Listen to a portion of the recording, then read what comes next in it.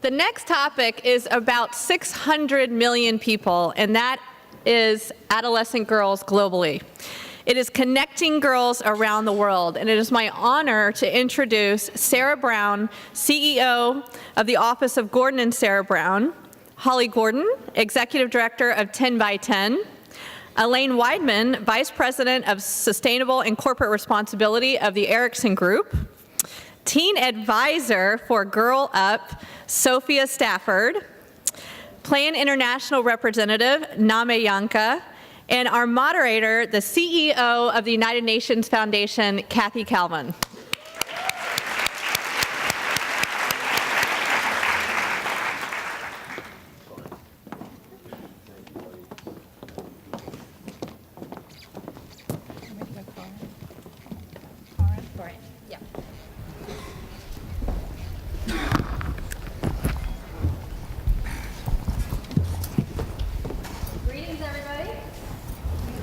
Thanks for joining us today. You know, wasn't it cool? We started the day yesterday, or was it Saturday? I've lost track, talking about women with Jill Sheffield from Women Deliver. And today we're talking about girls, because if you don't start with girls, you really don't ever get to the solutions. So that's why this wonderful panel is together with us. As Elizabeth said, the UN Foundation has been committed to helping girls since our inception. And what we discovered after just a little bit of work was that despite pouring a lot of money to the field in helping girls, sometimes we were helping 25-year-old guys. So part of the job for all of us who deal with girls has been simply figuring out where are the girls, who are they, what do they need, what's the best way to help them come together and get to the future they deserve. Over time, I've been impressed to see that the numbers of organizations and the range of organizations committed to helping girls has really grown from UN agencies to include foundations, the private sector, individuals, and adolescent girls themselves. And so you're going to see a panel today of people who've come to this issue with their own set of skills, understandings, and commitments on ways to empower, educate, and connect girls. So I want to introduce our panel in a second, but just to also say to you that the most important thing I think you're going to hear today is new ways of thinking, and we want to also come to the question of how do we use technology. Everybody in this room has been thinking about this for the past 2 days, and there's probably no cohort and no issue that will benefit more than adolescent girls from a creative use of technology. So I want to start with Sarah Brown, who is going to talk to us a little bit about the challenge and innovation of how do we get governments involved, and how do governments change their policies to put girls not as an afterthought on the agenda, but right at the top of the agenda. Sarah? Thanks, Kathy. I think the question that was posed to me in the invitation to the panel was exactly what it is that motivates governments to do it. I think we're still figuring out some of the how-tos about it, but for the most part, to be able to put girls and boys into school, we know how to build a school, open the doors, have trained teachers, have access to learning materials, whether it's through books or through technology. But it's really mobilizing countries so that they know they want to do it. And if we look and take a snapshot of the 61 million children who are not in school at all, who are getting no day, of which just over half of those are girls. And when you really want to try and look at where those children are, sure, about 20 million of those children are in very displaced, very disrupted circumstances because of conflict, living in refugee camps. But at the other end of the spectrum, half of that number, over 30 million of them, are in just a handful of countries. And those are countries, they're in literally 8 or 9 countries, are Nigeria, India, China, Pakistan. These are big countries who are well able to educate their population and get behind it. So we really need to find ways to shine a light. And so there are big conversations to have around technology in the classroom. And of course, it's in the great interest of all the big technology companies to look at providing learning tablets, content, being able to reach that. There's still a big job to do to actually have the world wired up, the whole world wired up, as Sir Tim Berners-Lee always says, when you look at it with the work he's doing with his World Wide Web Foundation, there's only about 25% of the world has access to the web at all. So there's those big technical journeys, but the job that we can all do, where we do have the luxury of access to technology, is provide a very big loud voice about it. Because when we're trying to mobilize countries like Nigeria and Pakistan and India, they need to know that we're noticing that their girls are not at school and that their girls are dropping out early from school when they are there, or there's no equity in the classroom for them. So the mobilization around it, it's terrific that this week the Secretary General Ban Ki-moon is prioritizing education with a big launch on Wednesday with his Education First campaign. And then there is a big a mobilization around all the messages. There's a great new video just gone up on educationenvoy.org that just tells the whole story, and you can see girls and boys and the challenge they face, but also sends out a terrific message of hope. So it's worth looking at that one and just pushing the messages around the world. Of course, it's Gordon Brown who is the Special Education Envoy, and we are so lucky to have him. Sarah, but how do we make the case that it's value for money to put money into education, especially for girls? To make the case for value for money, I think, the cost of education, once you've got a school and you've put trained teachers into it, it's the cost of not having a girl at school. I was always very struck by Josette Sheeran when she was at the World Food Programme, when they were looking desperately to find ways when they came to the end of emergency feeding programs, of how to just have that last little bit of food out there. So of course they would put it into the schools and provide a school lunch. And what they noticed straight away was it wasn't just the boys in the classroom, but suddenly those girls who were at home, who were of no great value, didn't send to school, well, they were no longer a cost burden on the household if you sent them to school. They got a free lunch. Then they added a little bit extra, which is if you had perfect attendance for a month, you took a can of oil home to your family. Suddenly those girls were staying in school longer. So what started off as an idea within an emergency feeding program, it started to mainstream itself, but it shows you where the girl has got a bit of economic empowerment, suddenly her status and that value goes up. So the notion that you would take a girl into school and give her, equip her for longer term, she's learning, but she's also learning all kinds of things. Just learning about her own health and well-being. We're still faced with the very, very great challenge of teen girls. The leading cause of death in the developing world for teen girls is shockingly pregnancy and childbirth. So having a girl who's at school, keeping her safely at school, learning about her own health and well-being, that's got to be saving you an awful lot, the value of each life. That's perfect. Mame, you grew up in a developing country and saw firsthand what keeps girls out of school, and maybe you have some solutions for the panel to talk about what would keep girls in school.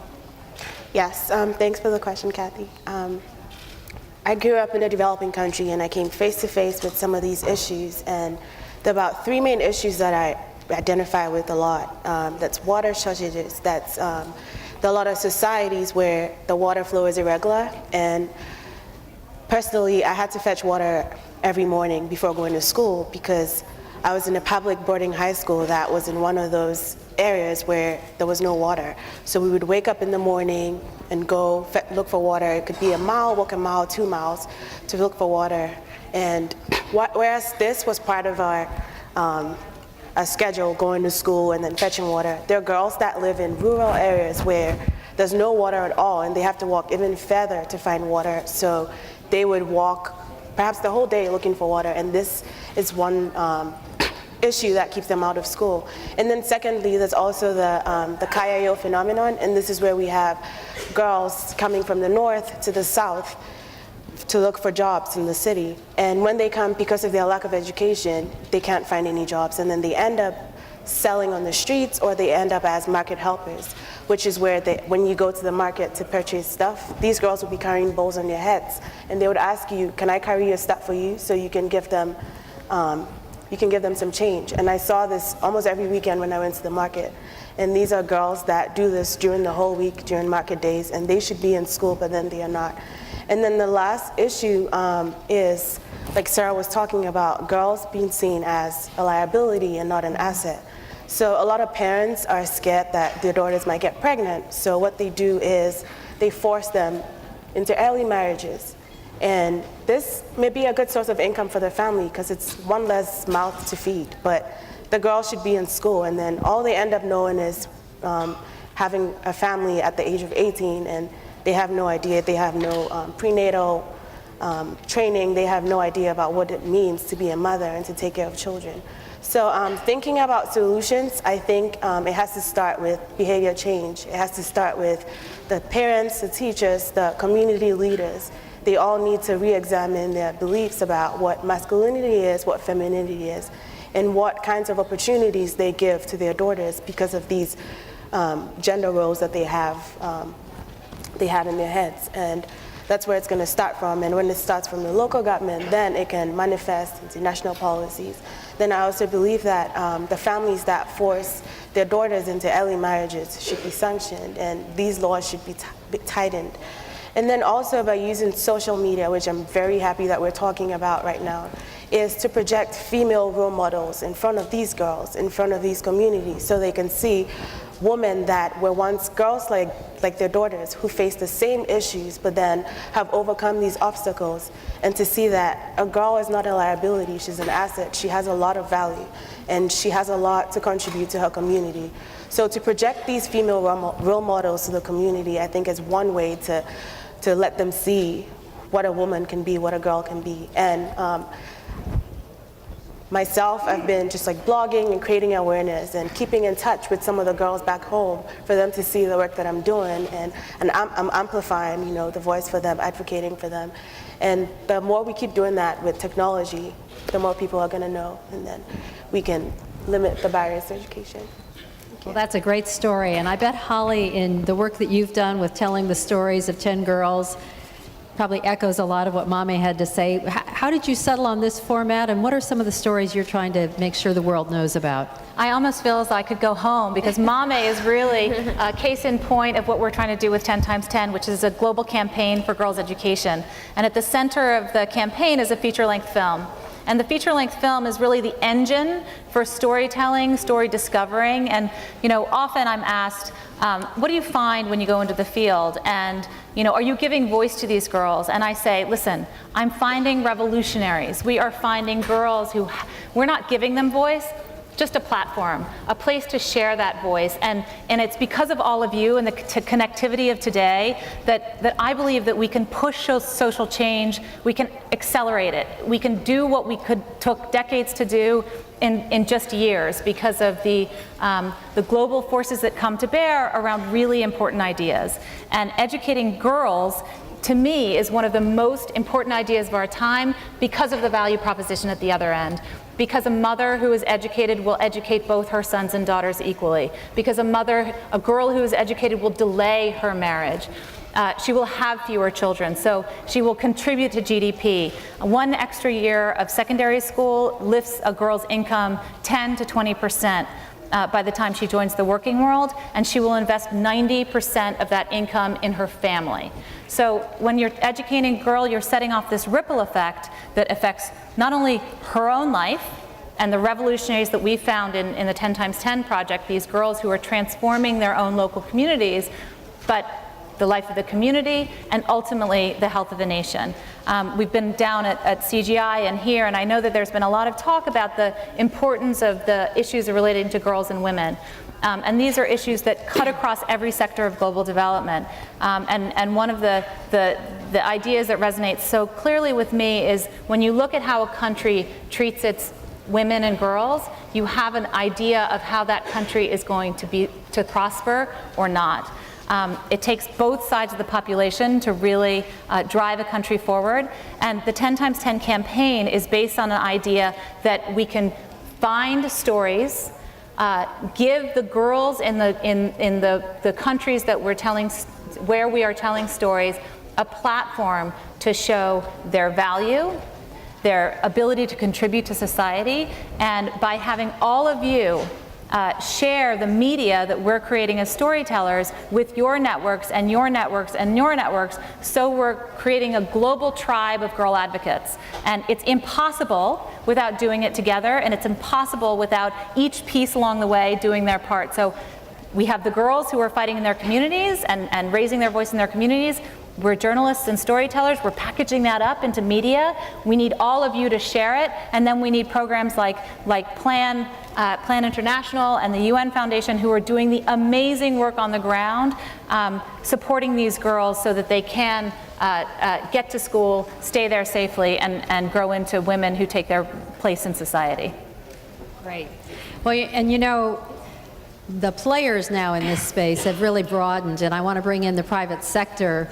Ericsson's been a great leader in using all of its technologies, and sometimes when we think about the private sector, we think, oh, how can they contribute money? But I think, Elaine, if you'd talk a little bit about the more innovative ways that you all have thought about bringing your assets and your resources to the table for this great issue, that would be so helpful. Sure. I think one of the things we have been focusing on is a theme, technology for good, and you have probably heard a little bit about that over the last couple of days here. And I think really our approach is, as you indicated, we're non-philanthropic in nature. We feel that we have this amazing technology. We're leading in broadband and mobile broadband in the world, and we think about, well, what can that be used for? And I guess compared to the panel, we're relative newcomers to girls and education, but we had a discussion a couple of years ago looking at the Millennium Development Goals, and we realized that the MDGs had covered primary education, but when it came to secondary education, there was a big gap. Of course, that's interesting to us because we're trying to get more girls into tech, into the technology field, and it's really difficult, especially if there's not an education starting much earlier in life. And so when we were thinking about the broadband, we thought, well, secondary education has been largely neglected around the world, but we also saw we have this broadband, and we know that by 2017, 90% of the world will have mobile broadband coverage. And I think it's staggering. That's not SMS, it's not, you know, just calling. That's internet, that's video, what you can do over a mobile network. And I think that many parts of the world will never put in a fixed line. You know, the next generation will be raised on mobile broadband. In fact, we talk about digital natives. I bet there's many in the room here. And I think that when it comes to mobile broadband, we saw three, real opportunities to impact on education. And one was quality of education, both the learning as well as the teaching, and be able to integrate the technology. I mean, that ties into the next area, which was equity. I mean, in today's day and age, why shouldn't every child in the world have the same access to content and what you can get on the internet here? Why shouldn't a girl in Ghana or anywhere else in the world be able to have that same possibility to access content? And I think that, and the third was access, just being able to have the access. When we know that the world's population will have the connectivity there, those three factors came together. And so we very proudly became part of an initiative which is called Connect to Learn, and that's very much focused on secondary education for girls. We're starting in Africa as we see the gender issue is so extreme there, but we're also working in Brazil and the Amazon and in India and other parts of the world with that program. So I think you said a gang of girls or advocates, I forget how you... Pro-revolutionaries? Yeah, so we want to be part of that. I think it's really exciting, and it's great to be able to be here. Great. Well, you're not just part of it. I think you're helping lead it, which is exciting. Our final panelist is Sophia. She's a teen advisor for the Girl Up campaign, and Girl Up activates, mobilizes, and engages adolescent girls in this country to care about and help girls all around the world. So I want to talk to you about how do we bring everybody into this conversation? This is not just civil society organizations, but average citizens who just want to make a difference and care about what happens to girls, whether they live in this country or anywhere else in the world. Sophia? Thank you. So I'm a senior at the Hewitt School, an all-girls school, and right here in Manhattan. And attending an all-girls school, I really learned the importance of working and supporting other girls. And so I became a teen advisor for Girl Up so that I could help girls everywhere pursue their dreams, whatever those might be. And so Girl Up is a For Girls by Girls campaign of the United Nations Foundation that mobilizes American teen girls to raise awareness and funds for UN programs in developing countries, and this gives girls life-changing opportunities, like the chance to go to school, visit a doctor, stay safe from violence, even have access to clean water. And so Girl Up is unique because we connect girls really on a one-to-one way. So we connect girls from Nepal, Uganda, South Africa, to girls right here in the US. And Girl Up has hosted Twitter conversations, Google Hangouts, and Skype conversations so that we can really connect with these girls. And these virtual conversations have highlighted the cultural differences, but have also shed light on the fact that we share so many similarities, and the fact that girls everywhere have the same passions, ambitions, spirit, and that we all really can make a difference. And so one thing that I've learned as a teen advisor for Girl Up is the importance of having a platform like Girl Up that gives you the resources and really helps you support your cause, but that also allows you to create your own opportunities, so that in essence we're creating the next generation of leaders right here in the US. And so I've had the opportunity to create a New York regional coalition for Girl Up, bringing together girls and teens from all over the 5 boroughs of New York and also in the regional area, and we're all driven by the goal to be advocates for our sisters in developing countries. And we've seen how social media really has been key in creating and helping to create and to build this coalition. It's connected us like never before, and we've seen the passion and the interest for helping girls, for girls helping other girls really around the world. And so it's been instrumental in this coalition. And my message really, and my hope for teenagers everywhere, is that they're confident in their abilities to be difference makers, because most of the time organizations and politicians, they're all eager to have youth voice, but it's really important, and it really comes down to having teenagers really own their expertise and be confident that they can and will make an impact. And so my message to all the adults in the room is to help my generation find their voice so that they can see the power of using it. And so, like we say at Girl Up, because we are strong, together we are stronger, and our voices will change the world. Yay!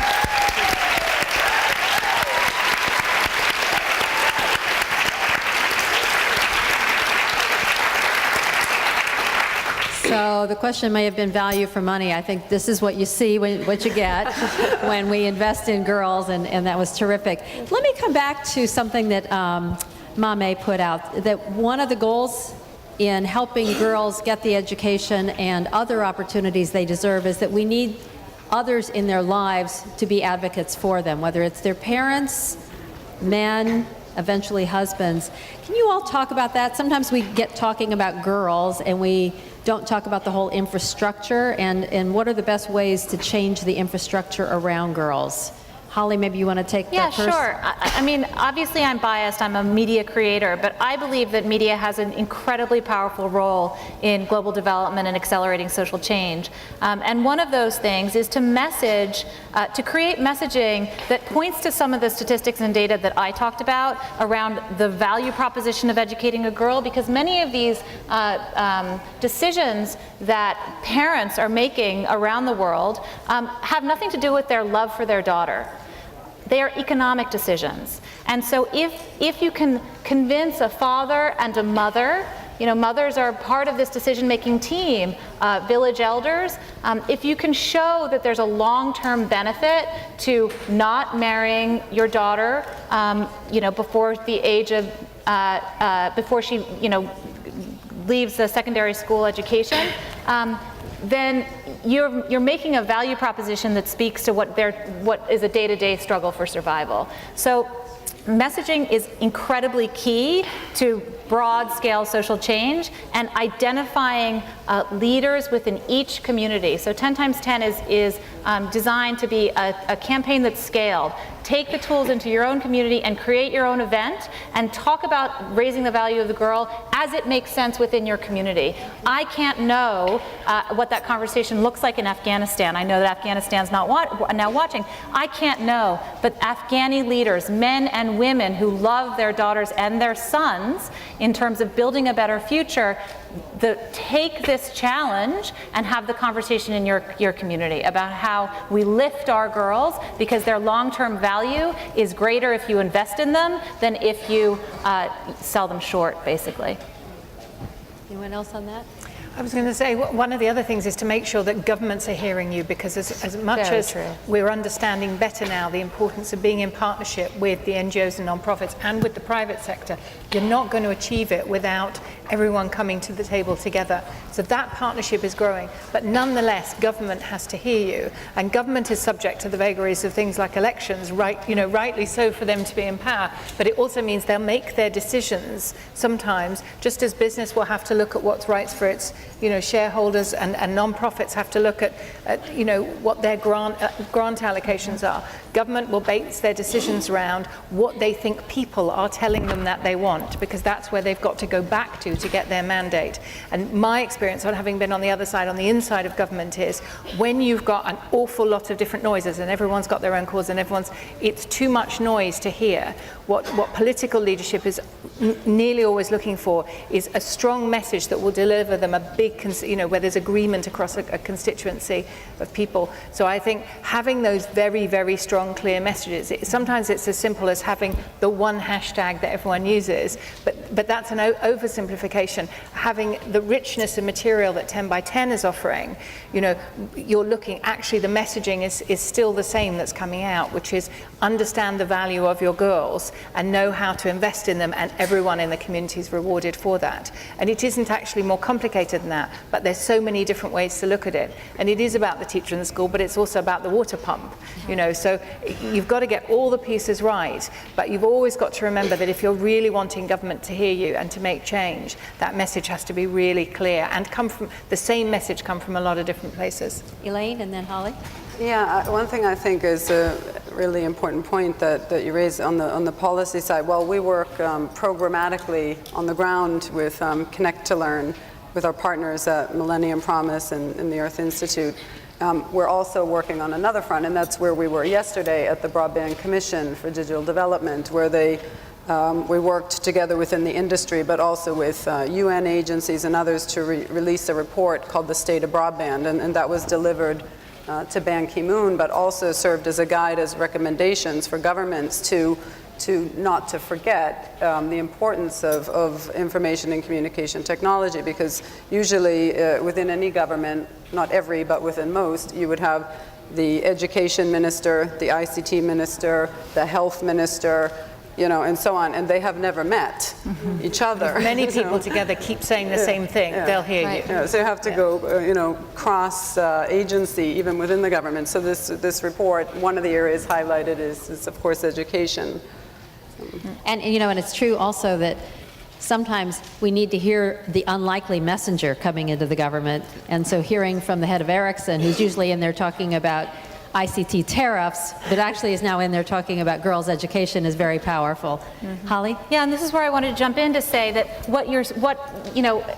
what Sarah said about government having this key role and about your leaders hearing you is incredibly vital. And so trying to find all sorts of different ways to make your voice louder within your community and then within your nation is also incredibly vital. And corporate partnership, business can be an incredibly powerful ally, again, in driving social change, because businesses, as they go through their business life, building their business, if they are aligned with you around the goal that you're trying to achieve, they have incredible things like expertise in particular areas, meeting facilities, et cetera.